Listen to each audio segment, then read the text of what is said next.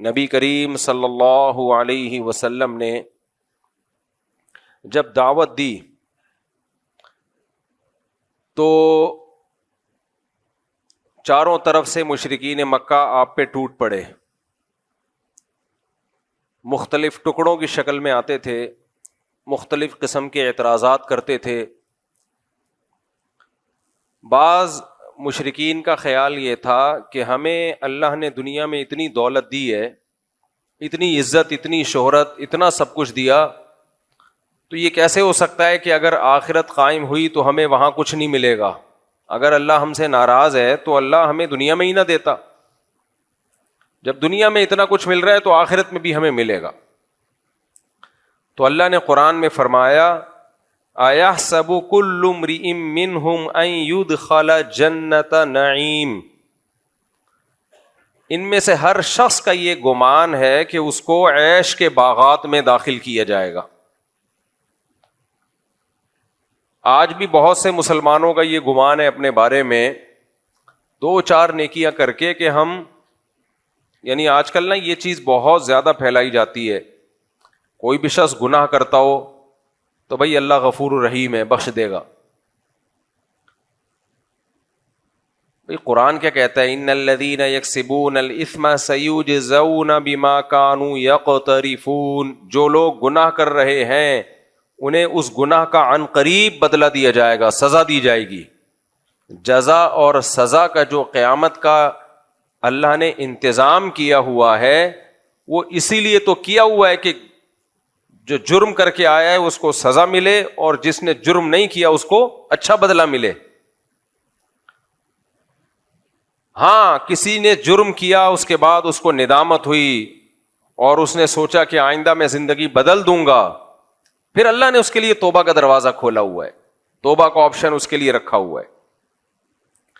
تو اس لیے قرآن کہتا ہے فَمَا لِلَّذِينَ كَفَرُوا قِبَلَكَ مُهْطِعِينَ عَنِ الْيَمِينِ وَعَنِ الشِّمَالِ عِزِينَ أَيَطْمَعُ كُلُّ امْرِئٍ مِّنْهُمْ أَن يُدْخَلَ جَنَّةَ نَعِيمٍ، اللہ کہتے ہیں ان میں سے ہر شخص نے یہ گمان رکھا ہوا ہے کہ کچھ بھی کر لے وہ جائے گا بہرحال جنت میں۔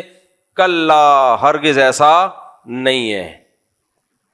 اِنَّا خَلَقْنَاهُم مِّمَّا يَعْلَمُونَ، ہم نے ان کو جس چیز سے بنایا ہے انہیں معلوم ہے۔ یہ بڑی عجیب و غریب آیت ہے، یعنی اللہ تعالیٰ کہتے ہیں ہم نے ان کو جس چیز سے بنایا ہے، وہ کس چیز سے بنایا ہے؟ پانی سے، غلیظ پانی سے۔ دیکھو کسی بھی چیز کی جو فضیلت ہوتی ہے نا، کوئی بھی چیز جو قابل تعریف ہوتی ہے، دو وجہ سے وہ قابل تعریف ہوتی ہے اور اس کو کوئی ایوارڈ دیا جاتا ہے، کوئی اس کی طرف دل مائل ہوتا ہے۔ یا تو اس کا میٹیریل ایسا بہترین ہو کہ بڑا قیمتی ہو، جیسے سونا ہے، سونے سے آپ چھوٹی سی اینٹ بھی بنا دو، کوئی ہار بندے، کوئی چوڑیاں، ایسی نہیں، بس سادہ سی اینٹ بنا دو تو بھی وہ بڑی قیمتی چیز ہے، اس کو بہت سجا کے تمیز سے لاکر میں رکھا جاتا ہے۔ وجہ کیا ہے کہ جو بنی ہوئی چیز ہے وہ تو ایسے ہی ہے، ایک چھوٹا سا پتھر بنا دیا، لیکن جس میٹیریل سے بنی ہے وہ میٹیریل کیا ہے؟ بولو، وہ بہت قیمتی ہے۔ تو اللہ فرماتے ہیں انا خلقناہم مما یعلمون، ہم نے تمہیں جس میٹیریل سے بنایا وہ کوئی قیمتی چیز نہیں ہے، وہ غلیظ پانی ہے، مٹی اور مختلف اجزاء کو کشید کے اللہ نے اس کو، جب ماں باپ خوراک کھاتے ہیں تو اس سے وہ اسپم بنتا ہے، وہ اتنا غلیظ پانی ہے کہ لوگوں کو اس سے گھن آتی ہے۔ ان الم نخلقکم من ماء مہین، قرآن کہتا ہے کیا میں نے تمہیں ایک ذلیل پانی سے پیدا نہیں کیا؟ انتہائی ذلیل پانی، گھٹیا۔ جب ہم بنے ہیں تو بھی ایک بہت باریک سی لیئر ہمارے اوپر چڑھا دی گئی ہے، جس کی وجہ سے ہم دیکھنے میں تھوڑے اچھے لگتے ہیں۔ وہ ذرا سی لیئر ہٹ جائے، اندر گند ہی گند بھرا ہوا ہے۔ انسان کے جتنے سوراخ ہیں نا، سب سے گند نکلتا ہے۔ آنکھوں سے کیا نکلتا ہے؟ آنسو۔ کیا وہ کوئی خوشبودار چیز ہے؟ کوئی اپنے آنسو نکال کے آپ پہ مل دے, آپ غصے میں ایک تھپڑ لگاؤ گے, یار کیا کر رہے ہیں میرے ساتھ. ناک سے کیا نکلتی ہے؟ گندی رطوبت, اتنی گھن آتی ہے وضو خانے میں. کبھی یقین نہ آئے تو آئیں بیٹھیں, دیکھیں لوگ کیسے سڑپ پہ لگا رہے ہوتے ہیں ناک کے, پورے پورے تھپڑے چپکا کے آتے ہیں. یہ آداب ہیں نمازیوں کے مسجدوں میں الحمدللہ, پورے پورے وہ چپکائے ہوئے ہوتے ہیں انہوں نے. تو کان سے کیا نکلتا ہے؟ میل, تیلیاں ڈال ڈال کے لوگ نکال رہے ہوتے ہیں. کسی کو دکھائیں کتنا غصہ آتا ہے, بھائی اپنا گند ہمیں کیوں دکھا رہا ہے. ایک سوراخ کان ہے, منہ سے تھوک, کسی کے اوپر تھوکو چماٹ لگائے گا وہ. باقی جو کچھ راستے تو ایسے ہی وہ ہیں ہی گندگی نکلنے کے لیے, ان کا تو تذکرہ کرتے ہوئے بھی گھن آتی ہے, تصور سے بھی گھن آتی ہے. مسام سے پسینہ نکلتا ہے, وہ بھی بدبودار. لوگ کہتے ہیں یار پسینہ آ رہا ہے, نہا کے آ جا.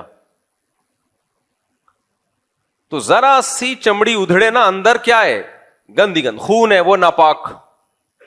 یہی وجہ ہے کہ جیسے ہی ہماری ڈیتھ ہوتی ہے, موت ہوتی ہے, اسی وقت سے باڈی میں تبدیلی آنا, اندر کا گند باہر آنا شروع. اندر کا جو بھی گند ہے نا باہر آنا شروع. تبھی تو میت کو چھپانے کا حکم ہے. میں بار بار یہ جو بات کہتا ہوں نا کہ میت دکھانے کی چیز نہیں ہے. لوگ سمجھتے ہیں میں مذاق کر رہا ہوں. اتنی چہرے کی رونمائی ہونی چاہیے. میت کی بے اکرامی ہے, اس کو چھپاؤ, بس قریبی رشتہ دار دیکھیں, باقی کوئی نہ دیکھے. اس کو چھپاؤ کیونکہ اس کے چہرہ متغیر ہو رہا ہے. لوگ کہتے ہیں نور آ رہا ہے. کیوں نور آ رہا ہے بھائی؟ وہ مر گیا تو اب تو ختم ہوگا, سڑے گا, گلے گا. چاہے نیک ہو, تہجد گزار ہو, بزرگ ہو, سڑے گا. اب وہ بلا وجہ کی تبصرے کرنا, اتنا چہرہ نورانی, اتنا چہرہ نورانی, یہ تکلفات کی دنیا سے نکلو. ہمیں نہیں یاد پڑتا صحابہ کرام میں کسی کی موت ہوتی تھی تو وہ دیکھ کے کہتے تھے کتنا چہرہ نورانی, کتنا چہرہ نورانی. یہ سب یہ فضول باتیں ہیں. عمل اچھا ہے تو چہرہ بے شک ظلمانی ہو, نورانی نہ بھی ہو تو بہت اچھا ہے. اور اگر عمل صحیح نہیں ہے تو جیسی بھی نور کی کرنیں نکل رہی ہوں, کسی کام کی کرنیں نہیں ہے وہ. تو اس لیے موت کے بعد انسان کے چہرے پہ رونق ختم ہوتی ہے. دیکھو موت نیند کی بہن ہے.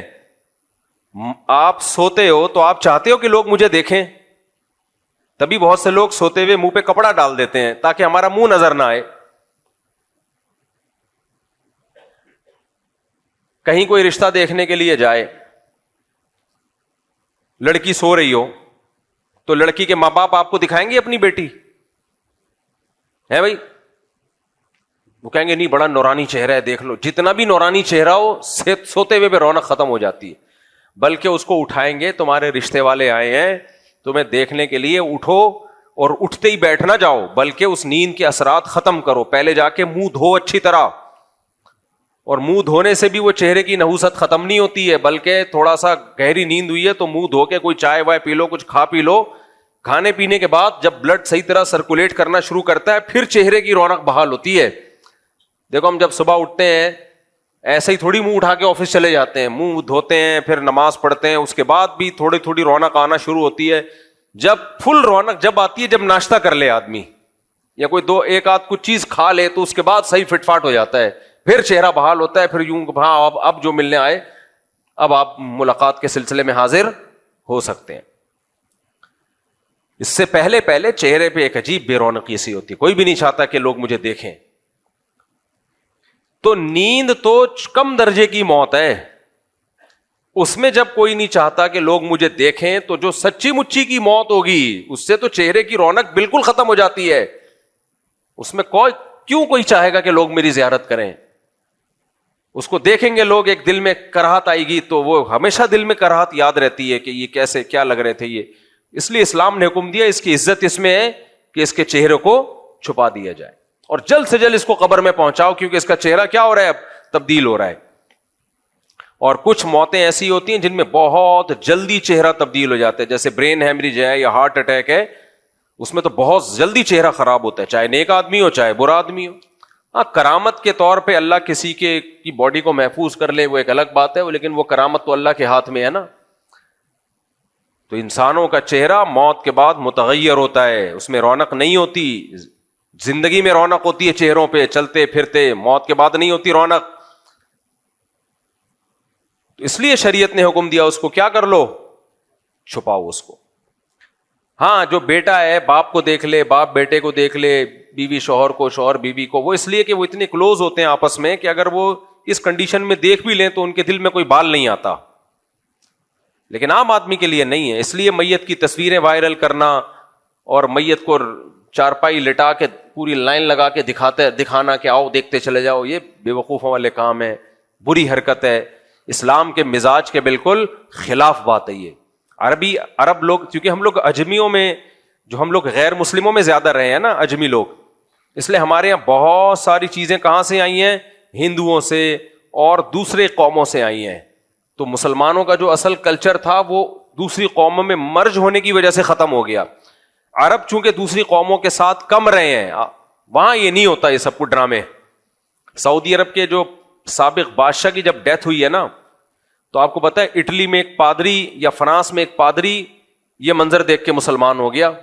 بادشاہ کی ڈیتھ ہوئی ہے, ڈیتھ ہوتا ہی غسل دے کے کفن دے کے سادہ طریقے سے لے جا کے دفن کر دیا, فینش. تو پادری نے بولا یار یہ کتنا سادہ مذہب ہے ان لوگوں کا, اتنا بڑا آدمی دنیا سے گیا ہے اور کیسے آرام سے اس کی تدفین ہوئی ہے بالکل سادہ طریقے سے. کیونکہ غیر مسلم ملکوں میں جب کوئی بڑا آدمی فوت ہوتا ہے تو وہ دفن ہونے سے پہلے 25-30 کو مزید فوت کرا دیتا ہے. وہ بہت مشکل ان کی مذہبی رسومات ہوتی ہیں. اب تو چونکہ ان کا خاندانی نظام تباہ و برباد ہو گیا نا, بندہ مرتا ہے تو نہ ابا کا پتہ, نہ اماں کا پتہ, نہ بھائی, نہ چاچا, تو وہ وصیت کر کے جاتا ہے کہ مجھے جو مرضی کر دینا میرے ساتھ. تو اس میں جو ڈاکٹر لوگ ہیں اس کے گردے پھیپڑے کلیجی ولیجی گھٹنے مٹنے نکال کے فریز کر دیے کہ بھائی بعد میں کسی جس کے فٹ آ گئے اس کو لگا دیں گے. باقی باڈی کو وہ جلا دیتے ہیں, راکھ جو ہے پھر وہ زمین میں ڈال دیتے ہیں. تو وہ خود یہ وصیت کر رہے ہوتے ہیں. کچھ کہتے ہیں نہیں میری پوری باڈی کو جلا دیا جائے, تو اوون ہے وہاں پہ, تو کیوں خاندانی نظام تباہ ہو گیا نا, پیچھے کوئی رونے والا تو ہے ہی نہیں, تو وہ کیا روئے گا. تو کیا میت کی منہ دکھائی گیا, وہ رکھ بھی دیں تو کوئی نہیں آ کے دیکھے گا. ایسا ہو رہا ہوتا ہے, ابا کی ڈیتھ ہو گئی, بچے کو بتایا, بولتا ہے دفنا دے بھائی. یہ سیٹ اپ مارکیٹ میں کیا ہو رہا ہے, اور یہاں بھی آ رہا ہے آہستہ آہستہ. جب نسلیں روکو گے ایک ایک 2 بچے, تو خاندانی نظام کیا ہوگا, اس سے ختم, فنش. پہلے 2 بچے ہوں گے, پھر 1 ہوگا, پھر 1 بھی نہیں ہوگا. لوگ کہیں گے جب بچے بری چیز ہیں تو پھر 1 بھی کیوں. جاپان میں ہو گیا نا, یہ اٹلی میں ہو گیا, جاپان میں ہو گیا, امریکہ میں جو بہت سے لوگ تھے ان کے درمیان ان میں بھی یہ ہو گیا ہے. تو اب اس کا نتیجہ نکل رہا ہے کہ گورنمنٹ جو ہے وہ پیسے دے دے کے کہہ رہی ہے بھائی بچے پیدا کرو. وہ لوگ کہتے ہیں جاؤ, تو پاگل نہیں, ہم بچے پیدا کریں گے, لائف کو انجوائے کرنے دو. کیونکہ انہوں نے ایک دفعہ ان کے دماغ میں یہ ڈال دیا کہ یہ بچہ نعمت نہیں ہے, یہ بوجھ ہے. ہماری شریعت نے ہمارے دماغ میں کیا ڈالا, یہ بوجھ نہیں ہے, یہ کیا ہے, گفٹ ہے. یہ ہبا ہے, گفٹ ہے. تو گفٹ تو جتنا آئے اچھا ہوتا ہے نا بھائی. جتنا بھی گفٹ آئے نا, جگہ نہ بھی ہو آدمی کہتے ہیں آنے دو, بیگ میں جگہ نہ بھی ہو آدمی کہتا ہے آنے دو. تو بعد میں دیکھیں گے اس کا کرنا کیا ہے. خیر,